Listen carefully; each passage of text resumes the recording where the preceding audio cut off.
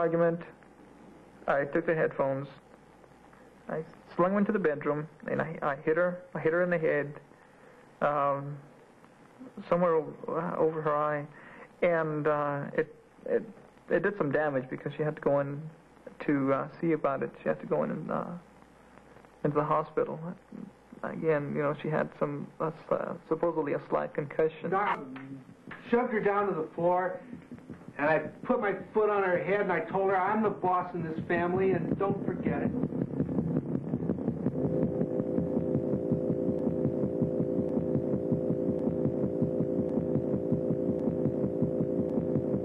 About 1 out of every 3 women in the United States will experience domestic violence at some point in her lifetime. The way in which we define domestic violence is actually a pattern of behavior in which a person uses to establish and maintain power and control over another individual through different means. So that might be physical, sexual, emotional, psychological, or economic forms of abuse. I had a client who actually was brought from another country. She lived in an extended family of her partner, and all of her monies were taken. She had no personal monies, and food was withheld. So that's both economic and livelihood abuse. When a partner becomes very controlling, try to cut off the relationships that you have with friends and family.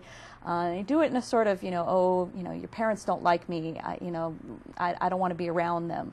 Or, your friends are a bad influence on you, I don't think you should hang around with them. So that, slowly you cut off your relationships with the outside, your support structure. And then that puts you in a situation where you really have very little help possible to turn to when things become violent. Actually, that's the domestic violence definition. It's a pattern of coercive behavior designed to exert power and control over your partner. The power and control wheel demonstrates the various forms power and control can take. One is using economic abuse. Coercion and threats is a second area. Any threat, the threat that if you report this, if you call the police, I'll have you deported. If you call the police, I'll take your children. If you call the police, I'll kill your pet. We talk about 3 different kinds of abuse within domestic violence. The physical violence that most people think about, sexual violence, which is a very common part of it, and also emotional and verbal abuse.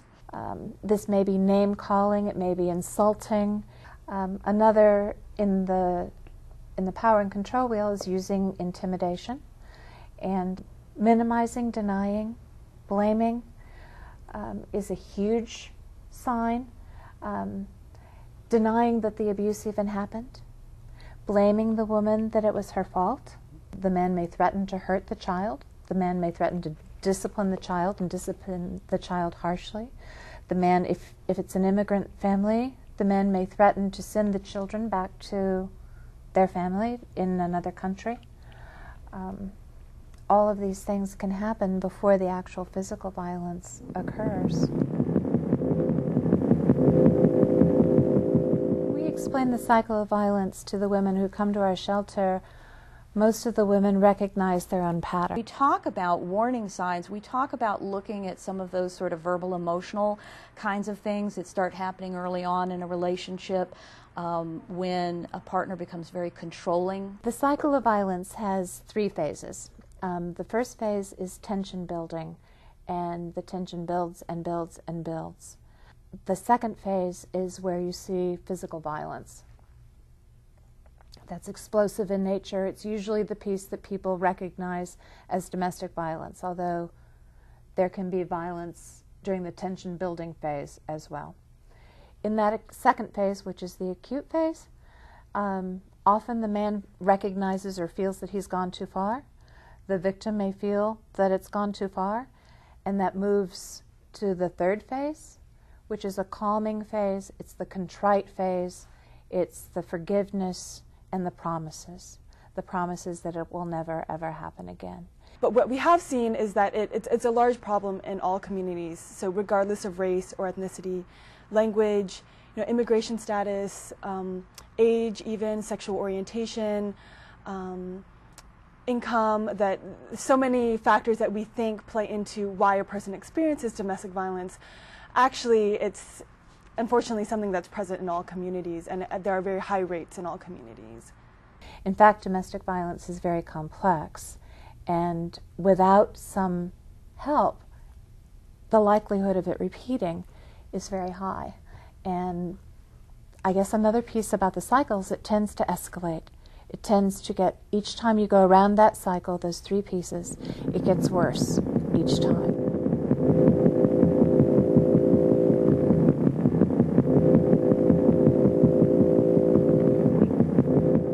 On average, a victim of domestic violence attempted to leave 7 times before they finally left for good. What we hear normally on the media is this piece way at the end. We hear the dramatic cases where the woman is on fire, or the very dramatic cases.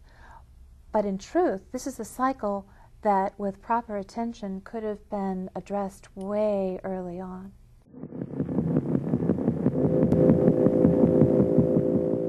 When you go to another country, there is a sense of isolation.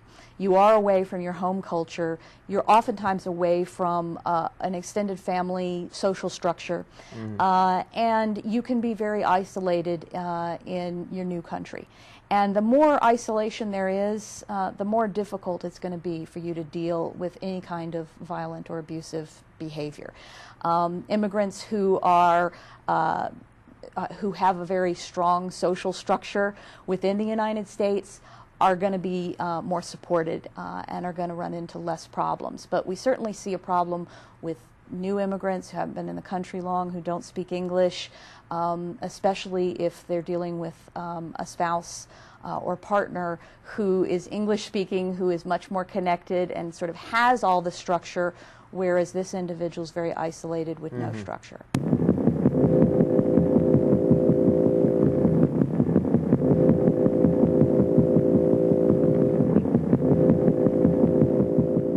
Communities, a lot of times there's sort of a being cut off from others around you. You can be very isolated, especially if there's a language barrier, a strong cultural barrier, that you really have very few individuals to reach out to and talk to and be sort of a sounding board. The Vietnamese woman I helped, who was very ashamed of the fact that she came here as a fiancé and felt like she had failed because her husband was abusing her. I think there are some special issues that impact immigrant women from seeking services. First is they don't know the laws. They don't know that our country, perhaps, I mean some, don't know that our country prohibits violence against people, and they don't know that these services are available. Many women who have recently immigrated, legally or illegally, are afraid of deportation, and the abuser often has convinced them that if she does seek services or tell anyone outside of the family what's going on, that he'll have her deported. Now, this is not going to happen. Sometimes the U.S. citizen spouse will hide their passport, and then they feel like they have nowhere to go because they have no identification documents. Sometimes they will hold the lawful permanent resident status over their head. They'll threaten them. They'll say, I'm going to call immigration on you if you don't do what I want. And they could use the children against them. I'm going to harm the children. I'm going to not let you go to work. They don't let them learn English. And I need to go through all these factors with the individual who comes to see me, because they're often not aware that these are signs of abuse. And they're not aware that these are factors that could be positively used by the Immigration Service in making a decision as to whether they qualify under the Violence Against Women Act. When you have the police reports, then you're very likely to win your case under the Violence Against Women Act. However, the Immigration Service does take a lot of pains to review these cases carefully, and I have never had a client deported who had a bona fide case. The Violence Against Women Act that is so important, is it liberates women within that process and allows them to move forward independently and apply for lawful status without the abusive spouse. And that's the protection that's available for women who are victims of domestic violence and who don't have lawful status here in this country. I think in understanding it, what we need to know is that abusers, generally when you meet someone who abuses their partner, they don't seem unusual, they don't seem, like an evil person. A lot of times they seem like, anybody you might know. Sometimes we know people who are abusers and just don't realize it. They have good qualities, and this person got into a relationship with them for a reason. They had good qualities, and they fell in love. And we all try to make relationships work, and we're all taught about sticking it out and forgiveness, and people can get better, people can change. There are many reasons why women don't call. One is fear, and that fear should not be minimized. When a woman starts to leave an abusive relationship, starts to plan, or the abuser starts to recognize that that is imminent, the level of danger goes way up. That is the most dangerous time in her life, is when she's planning to leave or has left that relationship. So her fear of moving through that, and generally the women who have experienced domestic violence are the experts on their situation. So they know that the danger is going to be severe. So that sometimes keeps them from coming. There are religious reasons where a woman may decide that she shouldn't come, that maybe she feels that it's her responsibility to keep that family intact even if she's being beaten. Economic reasons, that's huge. She may feel, or may truly be, financially dependent on the abuser. Another reason that would keep a woman from calling would be her children. She may not want to take the child away from his daddy.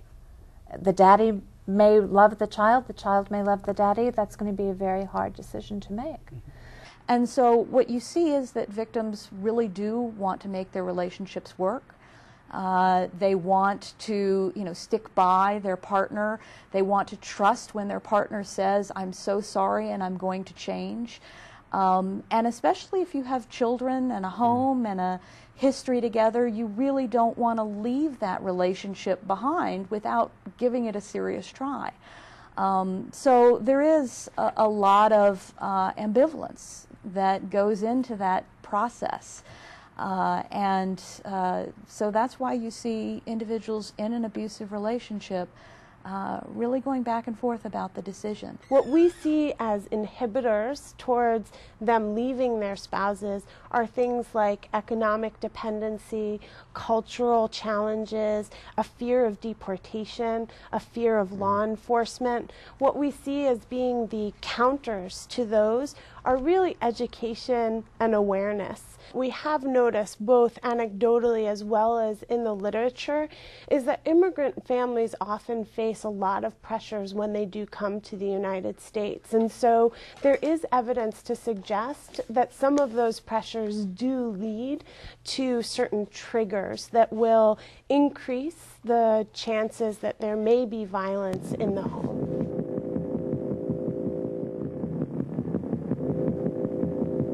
In order to build their case, they need to first write down everything that's been happening to them, and they need to enlist the help of others. For example, neighbors may see what's going on. Teachers may see what's going on. Mm-hmm. Sometimes an abuser is an abuser in other ways. There may be reports of animal abuse, for example, and that could be used to show that you're being subject to an abuser. Oftentimes, if a woman is in severe danger and the physical abuse has been severe enough to warrant either their calling the police or a witness calling the police, then the police themselves will give us a call. But they can call us at any time. it's important that a woman call when she thinks it's safe to call. If a woman decides to return home, and we are not making that choice for her, we can give her all the information, but it's her choice. She's not captive when she comes to us. You know, that's what happened in her home. So she's still the expert on her own life, and our job is to empower her. If she's deciding to return home, then what we will do before we say goodbye is talk to her about safety planning. If the children are old enough, we may talk with them also. And what that includes is making sure that maybe in her neighborhood someone else has a signal. If she flickers the light, they know to call the police. If it was severe, that's something good to have in place. If she anticipates a confrontation, to put herself physically in a place where she's not cornered. Probably not go into a bathroom. There's not another exit out of the bathroom. Probably not in a back room where there's not another door. So to start thinking about those things. If she and her children can get copies of important papers and put them someplace safe, their immigration papers, their visa, their passport, their shot records, their school records, their birth certificates, maybe the marriage certificate, all those important papers in a place that is safe. And to secret away in a safe place, our phone number, or we always tell them if they're in danger to call 911, you know, and make sure you don't hesitate to do that. I do see that women are very strong, and that with help and support and understanding and respect, they can survive through situations like this and overcome them and go on to lead very productive and fulfilling lives. And it's also important to note that every state in the country has a state coalition against domestic violence that follows local legislation. And in the District of Columbia, we have a D.C. coalition against domestic violence, and we follow D.C. legislation. So everywhere you look, there are going to be organizations that are devoted to the local and the national legislation around these issues.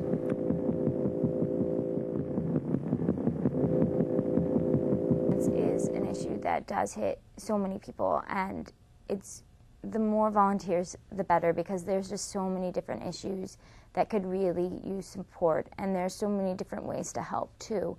And I know that all of these organizations, most all of them are nonprofit organizations, so it's great to have extra support and extra time and people who are willing to go in and volunteer their time to help on all different sorts of things. And there are so many different ways. If you're not comfortable counseling one-on-one or working in that sort of situation, you can work in the educational planning department, also just getting together. A lot of times shelters will need so many resources, especially since there's a lot of children also at the shelters, so toys and clothes and toiletries and food, all of that, those type of resources are also really important and needed. And there are so many different organizations, especially in this area, that support domestic violence.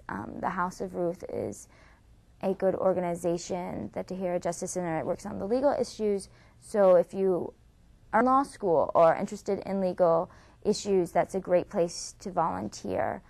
There's so many. Almost every county and organization is also going to have their local shelter, and shelters are another place that definitely need a lot of support. Every individual that gets involved is a tremendous help. They can first of all be aware of this issue and seek to educate themselves on what domestic violence is, who it's affecting, and how they can get involved. And how they can get involved is they can either donate monetarily to organizations or they can volunteer. One of the main roles of a volunteer and anybody working in domestic violence is to refer different resources. There are so many resources out there that if you see somebody in a situation, especially since so many situations are so unique, it's a relationship, and every relationship is personal. You can also make sure that our Congress is aware that this is a continuing issue and that there should be better training of the individuals who are making these decisions. There should be better training of the judges. Put some pressure, write letters to the newspaper, call your congressional representatives, let them know that while the Violence Against Women's Act is getting better, it's not perfect yet.